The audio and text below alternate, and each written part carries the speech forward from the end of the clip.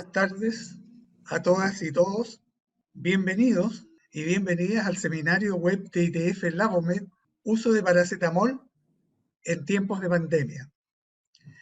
Expone la doctora María Antonieta Guzmán, profesora titular de la Universidad de Chile y jefe del Servicio de Inmunología y Alergias en el Hospital Clínico de la Universidad. Adelante, doctora Guzmán. Bien, muchas gracias, Alejandro. En primer lugar, quiero saludar a todos los colegas que están conectados a esta webinar, tanto del país como del extranjero. Y si ustedes me permiten, un saludo especial a los médicos de mi familia que están conectados, a los colegas de mi promoción de la Universidad Católica y también, por supuesto, a mi grupo de inmunología del Hospital Clínico de la Universidad de Chile. Bueno, efectuados los saludos, entramos en materia entonces.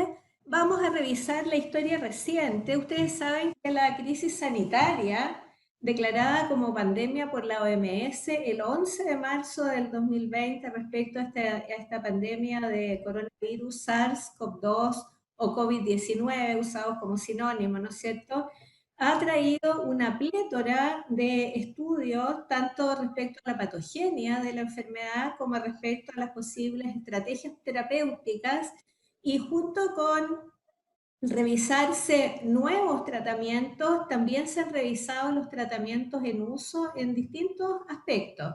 Y en ese sentido, vamos a partir hablando de lo que pasó, de esta discusión que ha habido entre el uso de paracetamol e ibuprofeno, y todo esto partió con un reporte francés de 4 niños COVID-19 que se habían agravado con el uso de ibuprofeno.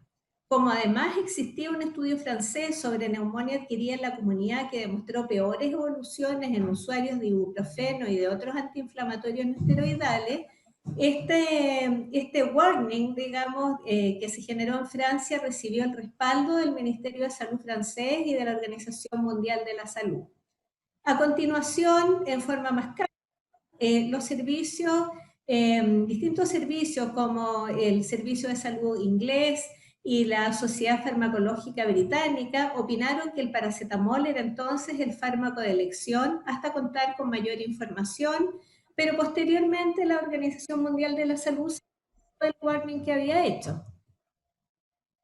Otros antecedentes se refieren a que los antiinflamatorios no esteroidales se asocian a retardo en prescripción de tratamientos más efectivos, por ejemplo, cuando se necesita un antibiótico, porque generalmente la gente más enferma es la que toma medicamentos más potentes.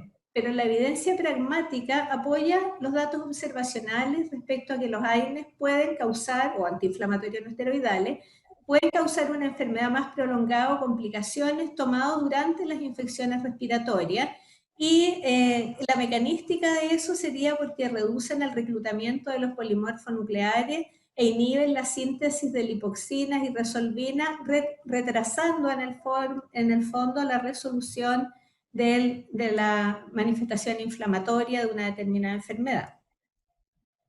¿Qué pasa con los pacientes COVID afectados por la infección COVID-19? Han habido varios estudios al respecto, varias revisiones, y una de ellas aparecía en este Journal of Cancer, detectó 13 de 58 estudios, según los criterios que ellos mencionaron ahí, que especificaron, que reflejaron que en el fondo no había una fuerte evidencia contra el uso de antiinflamatorio para el tratamiento de COVID-19 en forma específica.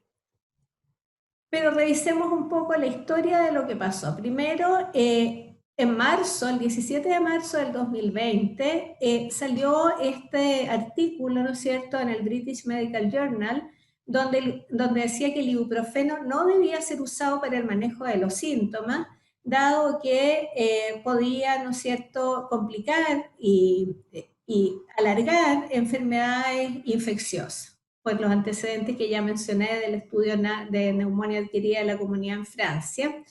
Y luego se dijo también, estos todas opiniones de médicos ingleses, especialistas, que el uso de antiinflamatorios no esteroidales podía traer un riesgo extra que podía desbalancear, ¿no es cierto?, la inmunidad de los pacientes.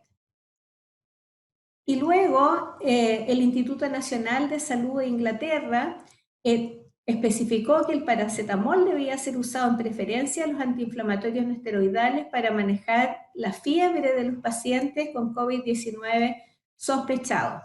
Y eso apareció en una guía que ustedes la ven ahí en el pie de la página. Y luego, la agencia inglesa dijo, al igual que la OMS, que el ibuprofeno podía ser usado para tratar los síntomas, pero que las razones para este cambio de opinión no eran claras. Y la EMA, la Agencia de Medicamentos Europea, el 28 de abril del 2020 también se pronunció, dijo que se podía usar los antiinflamatorios no esteroidales, que no debían ser detenidos en los pacientes que lo tomaban por enfermedades crónicas, por ejemplo, enfermedades reumatológicas, pero reconocía que muchas guías nacionales de terapia estaban recomendando usar el paracetamol en la primera línea para el tratamiento de la fiebre o el dolor. También esta publicación de un grupo suizo estableció cómo debían ser los cuidados farmacológicos, ¿no es cierto?, los fármacos de preferencia en los pacientes en hogares de ancianos, y ahí estaban para manejar fiebre y dolor, en primer lugar el paracetamol y luego el metamizol más medida física.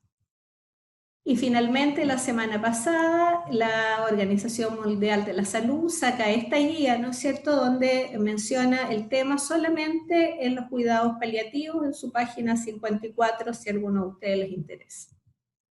Bueno, vamos a repasar un poquitito algunos conceptos sobre los antiinflamatorios no esteroidales. Recordemos que estos fármacos pueden tener una similitud química, que está en la primera columna, una acción selectiva o no selectiva en la inhibición de enzimas COX-1, 2 o ambas, y la vida media. Y vemos que se agrupan, ¿no es cierto?, según su similitud química en la primera columna, en ácido salicílico, como miembro destacado de ese grupo, el ácido acetilsalicílico, el más utilizado, los ácidos acéticos, como la indometacina o el diclofenaco, los ácidos propiónicos como el ibuprofeno, los inhibidores de COX-2 selectivos, que son sulfonamidas o sulfonas, como el celecoxib, el valdecoxib, el rofecoxib, y ácidos enólicos como el piroxicam y otros como el paracetamol. Respecto a la selectividad de la isoforma de COX-2, vemos que hay mucha variación, ¿no es cierto? Sabemos que el meloxicam y el diclofenaco tienen alguna selectividad especial por COX-2, y el paracetamol y el ibuprofeno inhiben ambas enzimas. Y respecto a la vida media plasmática, es bastante variable. El ibuprofeno y el paracetamol son de vida media más bien corta, unas pocas horas, ¿no es cierto?, versus el piroxicam, que tiene una vida media muy prolongada, abajo en el extremo inferior de la pantalla.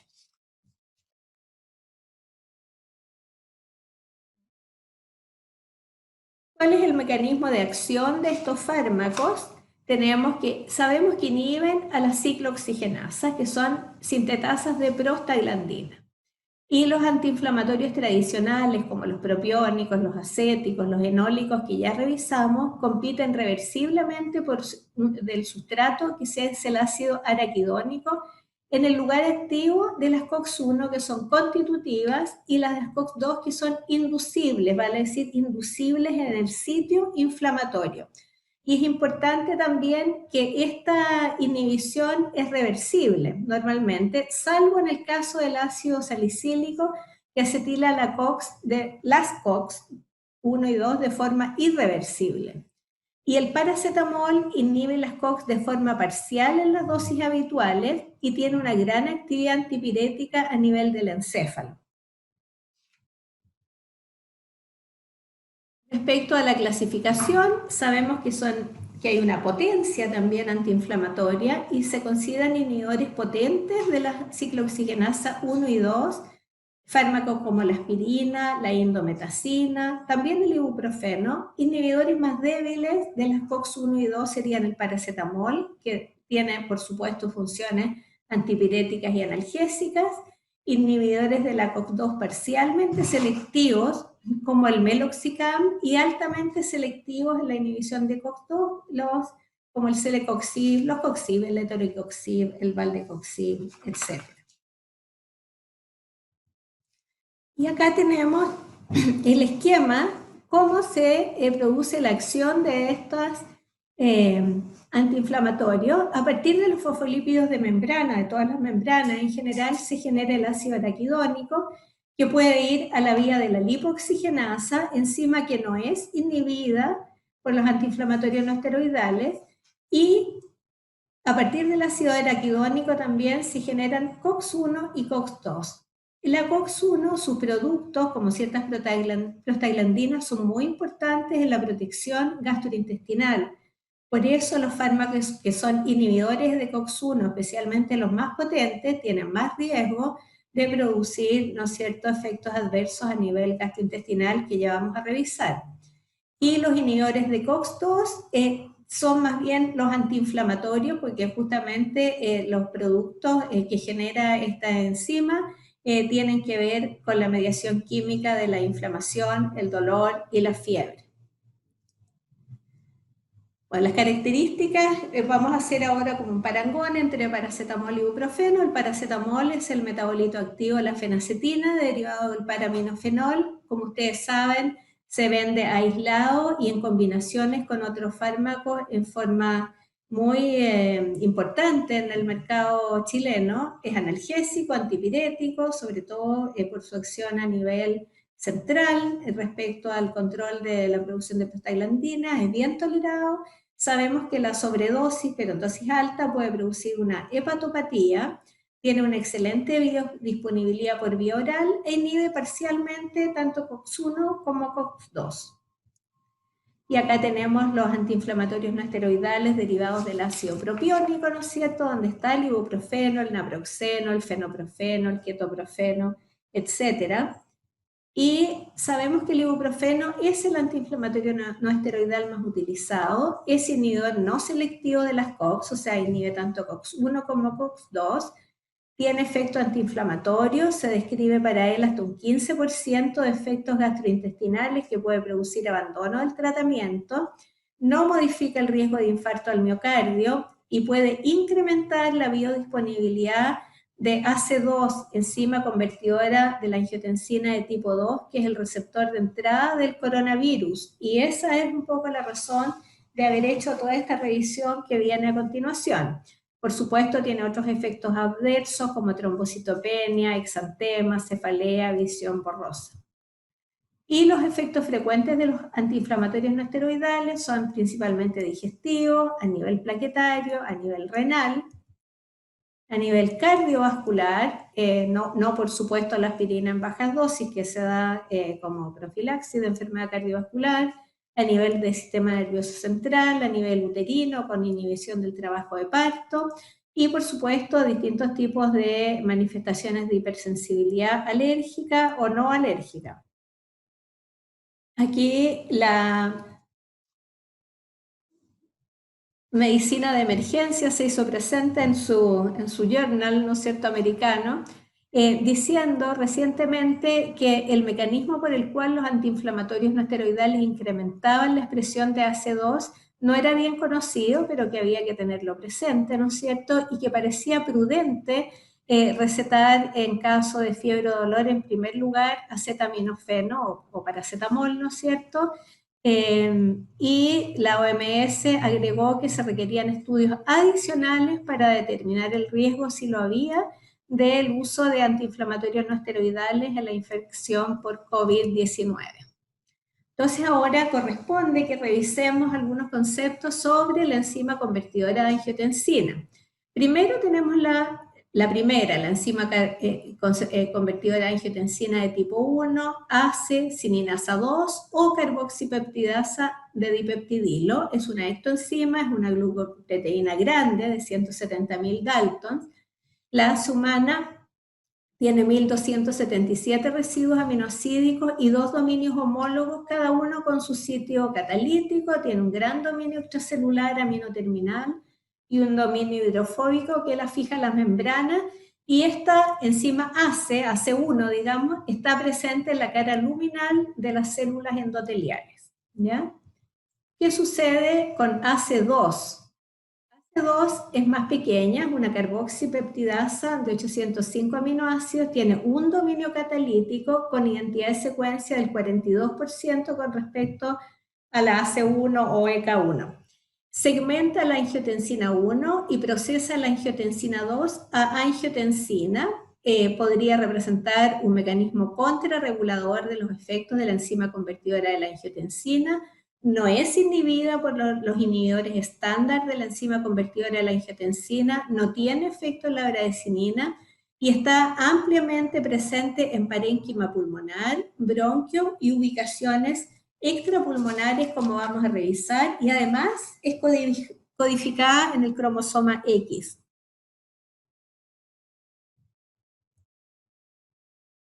Y AC2 se sabe que es el receptor para los coronavirus, para SARS-CoV-2 y para otros coronavirus, y se une a la S-glicoproteína viral, una proteína de la espiga viral que induce cambios conformacionales, luego ocurre la digestión por las proteasas del huésped y se internalizan los viriones por endocitosis y se empieza la replicación viral.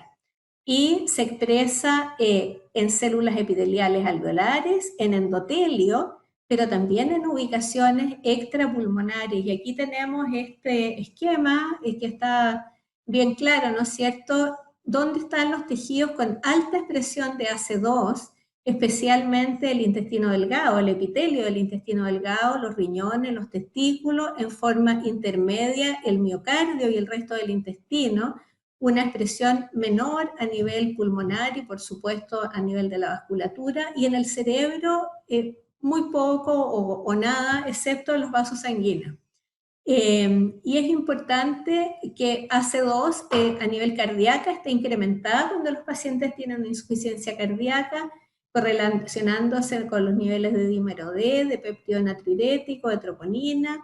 En el hígado está solo presente en los colangiocitos, o sea, podría estar relacionada al menos en forma parcial con fallas hepáticas, ¿no es cierto? En los intestinos está muy enriquecido a nivel de los enterocitos la expresión de AC2.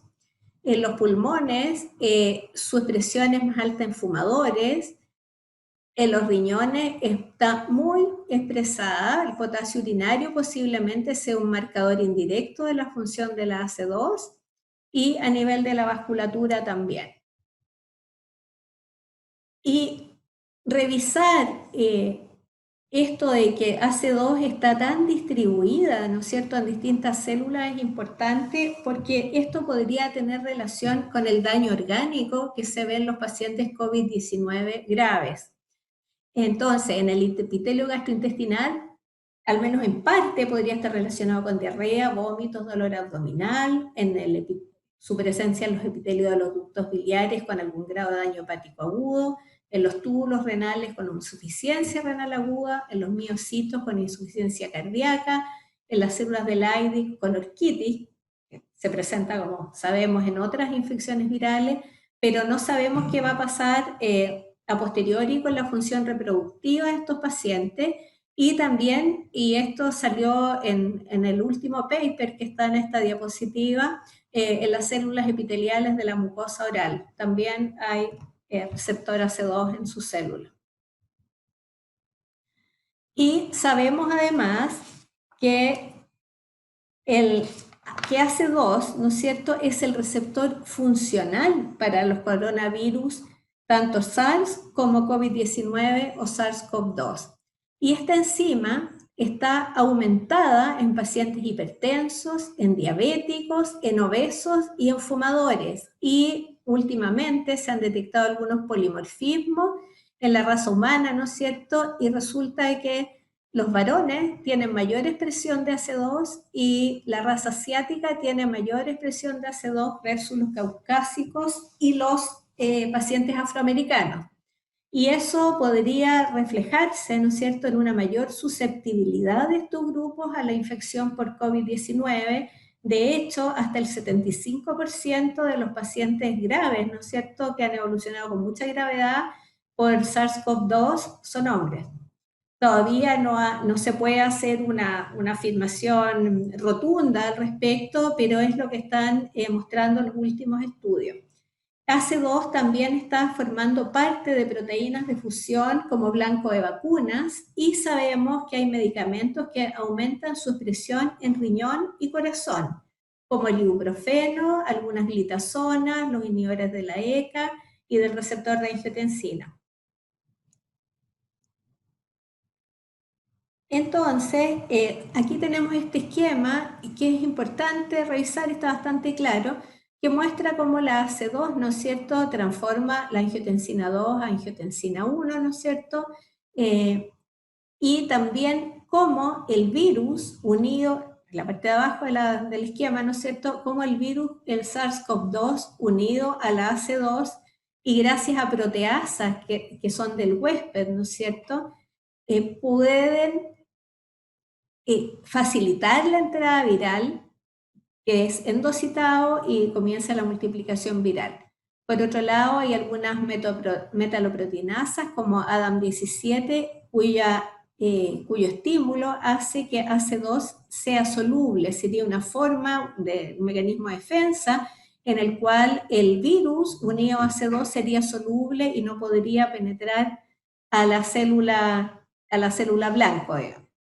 ¿Y cómo podría actuar el ibuprofeno para aumentar la AC2? No está del todo claro, pero podría estar esto mediado por las COX, por la inhibición de las COX o por la activación de un receptor que se llama receptor gamma activado por el proliferador del peroxisoma. Estos son estudios que están en curso y seguramente en los próximos días o semanas vamos a tener más resultados. Bueno, y todo esto es importante por el tema de posibles terapias, porque podemos tener terapias que inhiban la fusión del virus con su receptor, ¿no es cierto? Podemos tener terapias como los inhibidores de proteasa, ¿no es cierto?, que inhiban a las proteasas del huésped y, por supuesto, anticuerpos neutralizantes que pueden ser de origen monoclonal, policlonal o del suero de pacientes convalecientes. Y en ese sentido, entre estas opciones terapéuticas disponibles, se menciona al Arbidol, ¿no es cierto?, que es un inhibidor de la fusión que se llama Umifenovir, que en realidad es un inhibidor de la fusión que se usó, que es de fabricación rusa, que se ha usado para pacientes con influenza. Luego, algunos inhibidores de proteasa, como el lopinavir, el ritonavir, aunque otros estudios han concluido que el más potente para esta acción a nivel de SARS-CoV-2 sería el nelfinavir. Y, por supuesto, los fármacos como el remdesivir, que son inhibidores de la polimerasa de RNA viral. Pero volvamos a la clínica, ¿no es cierto? Y recordemos que hay muchas publicaciones de distintas especialidades, los reumatólogos, ¿no es cierto?, los neurólogos, los diabetólogos, los médicos emergenciólogos, los oncólogos, los cardiólogos, que han hecho estas recomendaciones cuando uno busca en los distintos journals, en las distintas guías que han salido abundantemente de la OMS, etc. Aquí se explica un poco por qué se ha indicado que no se descontinúen los tratamientos con inhibidores de la ECA y de los bloqueadores del receptor 1 de la angiotensina, porque estos fármacos pueden aumentar la expresión de AC2 en el corazón, en el riñón, también últimamente en el intestino delgado, se ha comunicado, pero no en los alveolos, por lo tanto no representarían una mayor efectividad ni severidad de SARS-CoV-2. Por lo tanto, no se debe recomendar la discontinuación de estos tratamientos, ya que la mortalidad en pacientes infectados podría incluso aumentar. Y acá, ¿no es cierto?, tenemos este esquema, a la izquierda la fisiología y a la derecha la patología en relación al virus SARS-CoV-2, ¿no es cierto?, donde lo que sucede al la interferencia del virus con la actividad peptidasa que tiene AC2 hace que se acumule angiotensina 2. Y eso finalmente va a generar una señal proinflamatoria que va a traducirse en daño orgánico, en hipertensión arterial y en remodelación cardiovascular. Entonces, ¿cuáles son las recomendaciones que se han hecho respecto al uso de ibuprofeno? Que sabemos que aumenta la presión de AC2, especialmente en el corazón, no en pulmón y en dosis altas, y que no hay evidencia de empeoramiento del curso clínico de COVID-19. La actual recomendación de la OMS es continuar su uso como antipirético, pero recomendando paracetamol en primera línea. Tampoco existe, ¿no es cierto?, una evidencia clínica convincente con respecto a que el uso de ibuprofeno facilite o empeore la infección por SARS-CoV-2, pese a una posible evidencia mecanística que sí existe, donde AC2 es de gran importancia. Por lo tanto, el paracetamol debe ser usado como primera elección como antipirético o en pacientes con dolor, dada su mejor tolerabilidad, incluyendo a los pacientes con infección por SARS-CoV-2. Las personas que por otras razones están consumiendo antiinflamatorios no esteroidales, por ejemplo, ácido acetilsalicílico como profilaxis cardiovascular, o pacientes que están con otros antiinflamatorios indicados por patología reumatológica, no deben suspenderla por un temor a un eventual riesgo incrementado de COVID-19. Y con esta diapositiva donde se observan los reservorios de los coronavirus hasta llegar, ¿no es cierto?, a infectar al ser humano, les doy gracias por su atención. Muchas gracias, doctora Guzmán. Hay un par de preguntas. La primera pregunta, doctora Guzmán, dice, ¿cuál sería el principal antipirético que usted usaría y en qué pacientes podría estar contraindicado? Pregunta el doctor Aguirre, Marcos Aguirre, de Arica. Bueno, yo usaría paracetamol, por supuesto, en las dosis normalmente indicadas, y el paracetamol está contraindicado en pacientes que tienen problemas hepáticos severos o en pacientes que tuvieran una alergia o una intolerancia al paracetamol, pero en general el paracetamol es bastante bien tolerado y tiene pocos efectos adversos y un margen de seguridad bastante amplio. O sea, no usaría paracetamol en un paciente que está con una hepatitis o que tenga un daño hepático importante, porque si los pacientes que tienen un daño hepático leve también pueden usar paracetamol, pero a dosis más moderadas. Gracias, doctora. A propósito de lo expuesto por ibuprofeno, la pregunta de don Pablo Enríquez dice, ibuprofeno en pacientes con insuficiencia cardíaca, en donde hay mayor inhibidor de ECA2 cardíaca, ¿podría generar peor pronóstico? Claro, ese es que justamente uno de los efectos adversos de los antiinflamatorios no esteroidales, y no lo quiero asignar solamente en el ibuprofeno, sino que los antiinflamatorios no esteroidales potentes son justamente la retención de agua y de sal. Entonces, por supuesto que se podría agravar una patología cardíaca. O sea, yo creo que mientras menos daño hagamos, es mejor, ¿no? O sea, hay que tomar las precauciones del caso o usarlos en dosis muy bajas también, no en dosis altas. Muchas gracias, doctora. Y un dilema plantea Natalie Villarroel. ¿Qué medicamento recomienda usar en pacientes con COVID cuya fiebre no cede ante el paracetamol?